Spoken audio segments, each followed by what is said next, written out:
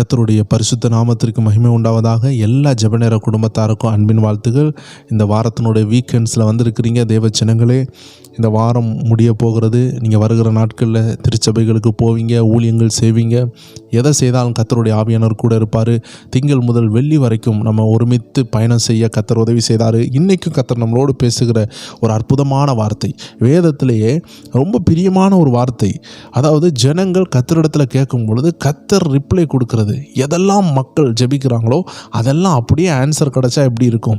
அப்படிப்பட்ட ஒரு வசனத்தை தான் நம்ம பார்க்க போகிறோம். அதுதான் யோவான் 15:7 நீங்கள் என்னிலும் என் வார்த்தைகள் உங்களிலும் நிலைத்திருந்தால் நீங்கள் கேட்டுக்கொள்வது எதுவோ அது உங்களுக்கு செய்யப்படும். தேவஜனங்களே, நம்ம ஜெபிச்சா அது அப்படியே செய்யப்படுதுன்னா எவ்வளோ ஆச்சரியமாக இருக்குது. நீங்கள் ஜெபிக்கிறீங்க, நீங்கள் ஜெபிக்கும் பொழுது உடனடியாக ஆண்டவர் அற்புதத்தை செய்கிறார். நீங்கள் கண்ணால் அதை பார்க்குறீங்க, எவ்வளோ அதிசயமாக இருக்கும். நீங்கள் ஜெபிக்கிறீங்க, ஒரு வியாதி காணாமல் போகிறது. நீங்கள் ஜெபிக்கிறீங்க, ஒரு குடிகாரன் மனம் திரும்புகிறான். நீங்கள் ஜெபிக்கிறீங்க, மரித்தவர்கள் எழும்புகிறாங்க. இப்படிப்பட்ட அற்புதங்கள் கூட நடக்குதுன்னா எவ்வளோ ஆச்சரியமாக இருக்கும். ஆண்டவர் சொல்லுகிறார், அப்படிப்பட்ட அற்புதங்களை கொண்டு வரக்கூடிய ஒரு வல்லமையான ரகசியத்தை இங்கே சொல்லுகிறார். நீங்கள் ஆழ்ந்து கவனிப்பீர்கள் என்றால் ஆச்சரியமாக இருக்கும். ஆண்டவர் சொல்லுகிறார், நீங்கள் கேட்டுக்கொள்கிறது எல்லாமே கிடைக்கும். ஆனால் நீங்கள் எப்படி கேட்கணும்னு ஒரு ரூல்ஸ் சொல்லுகிறார். ஒவ்வொரு தேவஜனங்களும் நம்ம ஆண்டர்கிட்ட நம்ம கேட்குறது கண்டிப்பாக பெற்றுக்கொள்வோம். ஆனால் நம்ம ஏன் பெற்றுக்கொள்ளன்னு பார்த்தீங்கன்னா, இந்த ரகசியத்தை நம்ம ஃபாலோ பண்ணாமல் இருப்போம். வேதம் சொல்லுகிறது, நீங்கள் என்னிலும் என் வார்த்தைகள் உங்களிலும் நிலைத்திருந்தால் நீங்கள் கேட்டுக்கொள்வது எதுவோ அது உங்களுக்கு கொடுக்கப்படும். தேவஜனங்கள், நீங்கள் அவருக்குள்ளே இருக்கணும், அந்த வார்த்தை உங்களுக்குள்ளே இருக்கணும். ரெண்டுமே கரெக்டாக இருக்கணும். நீங்கள் அவருக்குள்ளே, அவர் உங்களுக்குள்ளே. இது ரெண்டுமே கரெக்டாக நடந்துச்சுன்னா நீங்கள் கேட்டுக்கொள்வது உங்களுக்கு கிடைக்கும்.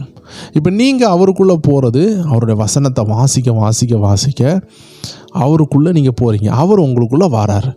அந்த வசனம் உங்களுக்குள்ளே தங்கி கொண்டே இருக்கணும். வசனம் சொல்கிறது நிலைத்து இருக்கணும். ஒரு நாள் வாசிக்கிறதுனால அல்ல, அதான் நீங்கள் புரிந்து கொள்ளணும். நம்ம தினமும் பைபிள் வாசிக்கிறவங்க தான், ஆனால் அந்த வசனம் உங்களை ஆளுகை செய்ய ஆரம்பிக்கணும்.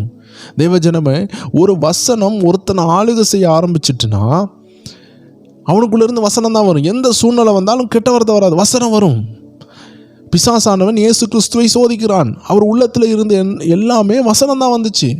நான் அடிக்கடி யோசிப்பேன், எப்படி இயேசுநாதர் இந்த வசனத்தை சொன்னார்? சிந்தனையில் மனப்பாடம் பண்ணியிருந்தாரா? இயேசுகிட்ட பிசாசு இந்த கேள்வி தான் கேட்பான்னு இயேசுக்கு எப்படி தெரிஞ்சது? ஒவ்வொரு வாட்டியும் அதற்கு ஏற்ற பிரதியுத்தரம் எப்படி கொடுத்தாரு?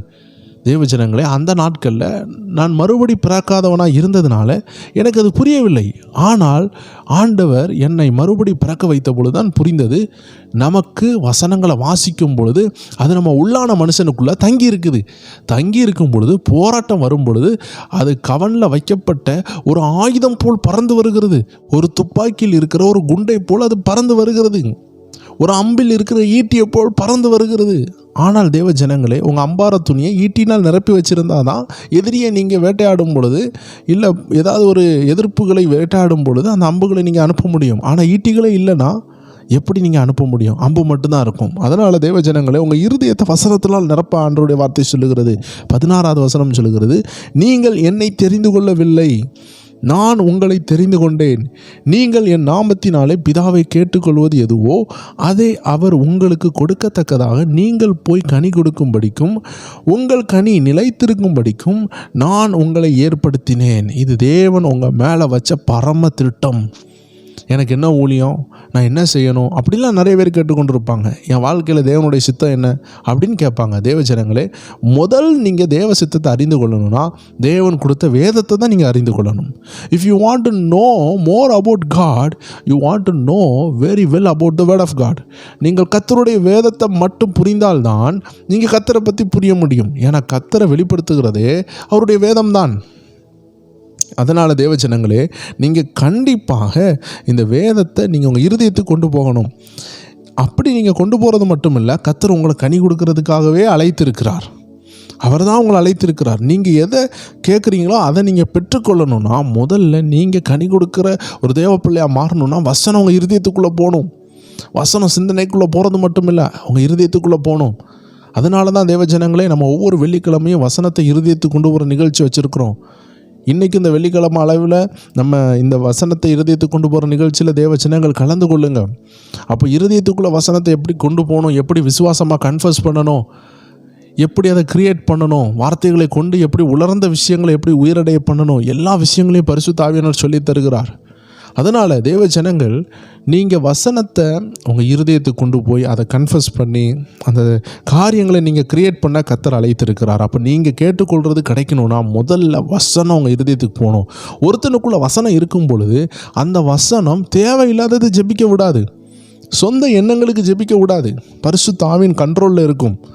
அதனால தான் அந்த ஜெபங்கள் எல்லாம் கேட்கப்படுகிறது. நிறைய பேர் நினைப்பாங்க இதை மட்டும் செய்துட்டா போதும், உலகத்தில் எதை கேட்டாலும் ஆண்டு தருவார்.